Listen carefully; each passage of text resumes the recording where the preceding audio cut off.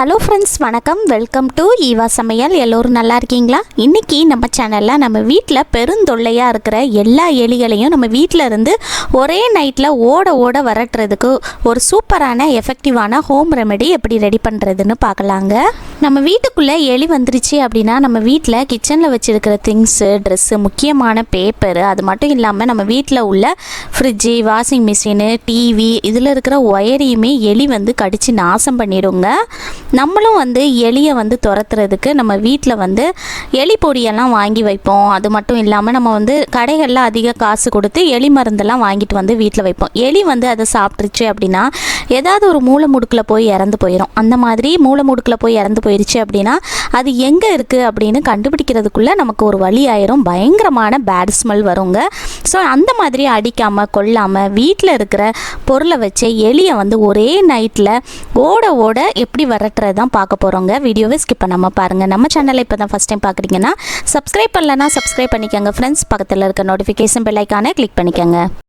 இந்த ரெமெடிக்கு நமக்கு ஃபஸ்ட்டு வந்து இது போல் நல்ல பழுத்த தக்காளி பழம் தான் தேவைப்படுங்க. இந்த தக்காளி பழத்தை வச்சு தான் நம்ம வீட்டில் இருக்கக்கூடிய எலி, பெருச்சாளி இதெல்லாம் வந்து எப்படி வந்து ஓட வரட்டுறது தான் பார்க்க போகிறோம். இந்த தக்காளி பழம் பார்த்திங்கன்னா காயாக இருக்கக்கூடாதுங்க. நல்ல பழுத்த தக்காளி பழமாக எடுத்துக்கோங்க. அதில் தான் புளிப்பு சுவை வந்து கொஞ்சம் அதிகமாகவே இருக்கும். இப்போது அடுத்ததாக ஓரத்தில் வந்து ஒரு பவுல் எடுத்து வச்சுக்கோங்க. இப்போது நான் வந்து என்ன எடுத்திருக்கேன்னு பார்த்தீங்கன்னா அகர்பத்தி இருக்கு இல்லையா, அதுதான் எடுத்திருக்கேன். நான் வந்து எல்லோ கலரில் இருக்கிற அகர்பத்தி எடுத்திருக்கேங்க. நீங்கள் உங்கள் வீட்டில் கருப்பு கலரில் இருக்கிற அகர்பத்தி வச்சுருந்தீங்கன்னா அதுவும் கூட யூஸ் பண்ணிக்கலாம். இதுவுமே நல்ல எஃபெக்டிவாக இருக்குங்க. இந்த அகர்பத்தியை நம்ம வந்து இந்த மாதிரி நல்லா கையை வச்சு அப்படியே நசுக்கி பவுட்ரு பண்ணி எடுத்துக்கலாங்க.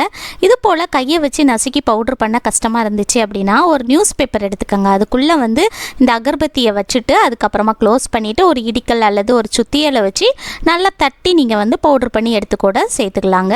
இதோட குச்சி வந்து நமக்கு தேவையில்லை, இதை வந்து தூக்கி போட்டுடலாம். நமக்கு இந்த முழு தக்காளி பழம் வந்து தேவையில்லைங்க, பாதி தக்காளி பழம் தான் தேவைப்படும். ஸோ இந்த மாதிரி பாதி தக்காளி பழத்தை கட் பண்ணி எடுத்துக்கலாம். மீதி பாதி தக்காளி பழம் வந்து நமக்கு வந்து தேவையில்லை. உங்கள் வீட்டில் வந்து எலி ரொம்ப அதிகமாக இருக்குது அப்படின்னா நீங்கள் வந்து முழு தக்காளி பழத்தையும் நீங்கள் வந்து பீஸ் போட்டு எடுத்து கூட யூஸ் பண்ணிக்கலாங்க. இப்போ அடுத்ததாக நம்ம வந்து பவுட்ரு பண்ணி எடுத்துருக்கிற அந்த அகர்பத்தி இருக்குது பாருங்கள், அதை வந்து எடுத்து இது போல் அந்த தக்காளி பழத்துக்கு மேலே வந்து ஃபஸ்ட்டு லேயராக நம்ம வந்து இந்த மாதிரி நல்லா பரப்பி விட்டுக்கலாம். அரை தக்காளி பழத்துக்கு ஒரு அகர்பத்தியே போதுங்க. இப்போது அடுத்ததாக ரெண்டாவதாக நம்ம வந்து என்ன சேர்க்க போகிறோம்னு பார்த்தீங்கன்னா தனி மிளகாய் தூள் இருக்குது பாருங்கள், அதுதான் எடுத்திருக்கேங்க. குழம்பு மிளகாய் தூள் வந்து யூஸ் பண்ணக்கூடாதுங்க. தனி மிளகாய் தூள் தான் நல்லா காரமாக இருக்கும். அதனால தனி மிளகாய் தூள் சேர்த்துக்கங்க. இதுதான் நல்லா எஃபெக்டிவாக இருக்கும். இதில் வந்து ஒரு ஸ்பூன் அளவுக்கு எடுத்து நம்ம அந்த அகர்பத்தியை பவுட்ரு பண்ணி எடுத்து சேர்த்துருக்கோம் இல்லையா, அதுக்கு மேலே சேர்த்துட்டு இது போல் நம்ம வந்து அந்த தக்காளிக்கு மேலே எல்லா பக்கமும் படுற மாதிரி இந்த மாதிரி நல்லா பரப்பி விட்டுருங்க. அந்த அகர்பத்தி மேலே தெரியாத அளவுக்கு நம்ம வந்து இந்த தனி மிளகாய் தூளை போட்டு நம்ம வந்து நல்லா பரப்பி விட்டுடலாம். ஒரு ஸ்பூன் சேர்த்துக்கங்க. இதுதான் நல்ல எஃபெக்டிவாக இருக்கும். முடிஞ்ச வரைக்கும் நீங்கள் வந்து தனி மிளகாய் தூள் சேர்த்துக்கங்க, அதுதான் நல்ல எஃபெக்டிவாக இருக்கும். இப்போது அடுத்ததாக மூணாவதாக நம்ம வந்து என்ன சேர்க்க போகிறோம்னு பார்த்தீங்கன்னா நாட்டு சர்க்கரை இருக்கு இல்லையா, அதுதான் எடுத்திருக்கேங்க. இந்த நாட்டு சர்க்கரையில் நம்ம வந்து ஒரு ஸ்பூன் அளவுக்கு எடுத்து இந்த மிளகாய் தூளுக்கு மேலே வந்து சேர்த்துக்கலாங்க. சேர்த்துட்டு நம்ம வந்து நல்லா பரப்பி விட்டுடலாம்.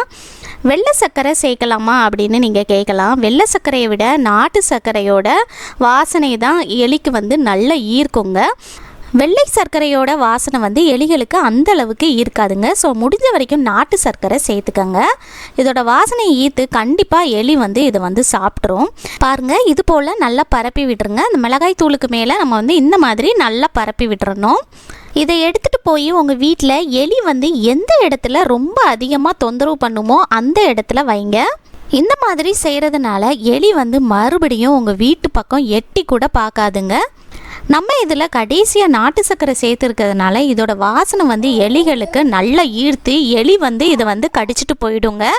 எலி வந்து செத்து போயிடுமா அப்படின்னு கேட்டிங்கன்னா எலி வந்து சாகாது, ஆனால் மறுபடியும் நம்ம வீட்டு பக்கம் வரவே செய்யாதுங்க. இந்த தக்காளியும் எலிகளுக்கு விருப்பமான உணவில் ஒன்றுங்க. இந்த தக்காளியோட புளிப்பு சுவை, அதுக்கு மேலே நம்ம சேர்த்துருக்க அகர்பத்தி பவுடர், அதுக்கு மேலே நம்ம வந்து சேர்த்துருக்கிற அந்த மிளகாய் தூளோட காரம், அதுக்கு மேலே சேர்த்துருக்கிற இந்த நாட்டு சர்க்கரையோட இனிப்பு சுவை, இது எல்லாமே கலந்துச்சுன்னா எலிக்கு வந்து வயிற்றுக்குள்ளே ஒரு விதமான ரியாக்ஷன் நடக்குங்க. அதுக்கு வந்து அசிடிட்டியை ஏற்படுத்தும், வயிறு வந்து செரிமான கோளாறு வந்து ஏற்படுத்துங்க, எலிக்கு வந்து மயக்கம் வரும், வயிறு வந்து வீக்கம் ஏற்படுத்தும். அது முன்னே இருந்தபடி ஆக்டிவாக இல்லாமல் அதுக்கு வந்து உடம்பே கோளாறு ஏற்படுத்துங்க. எலிகளுக்கு பொதுவாகவே ஐக்யூ லெவல் வந்து ஜாஸ்தியாக இருக்குங்க. மனுஷங்க மாதிரி தான் ஞாபக சக்தி ஜாஸ்தியாக இருக்கும். அதனால் பார்த்திங்கன்னா இந்த இடத்துக்கு போனால், இந்த வீட்டுக்கு போனால் நமக்கு உடம்பு சரியில்லாமல் போயிடும் அப்படிங்கிற சிந்தனை வந்து அதுக்கு வந்துடுங்க. அதனால் பார்த்திங்கன்னா எலி வந்து பயந்துட்டு மறுபடியும் நம்ம வீட்டு பக்கம் வரவே செய்யாதுங்க, எட்டி கூட பார்க்காதுங்க. இதே ரெமெடி நீங்கள் வந்து பெருச்சாளிக்கும் வைக்கலாங்க. கண்டிப்பாக பெருச்சாளி தொந்தரவும் இருக்காது. கண்டிப்பாக ட்ரை பண்ணி பாருங்கள். உங்கள் வீட்டில் கார்லாம் வச்சுருக்கீங்க அப்படின்னா அந்த காரில் இருக்கிற ஒயரையுமே எலி வந்து கடித்து நாசம் பண்ணிடும்.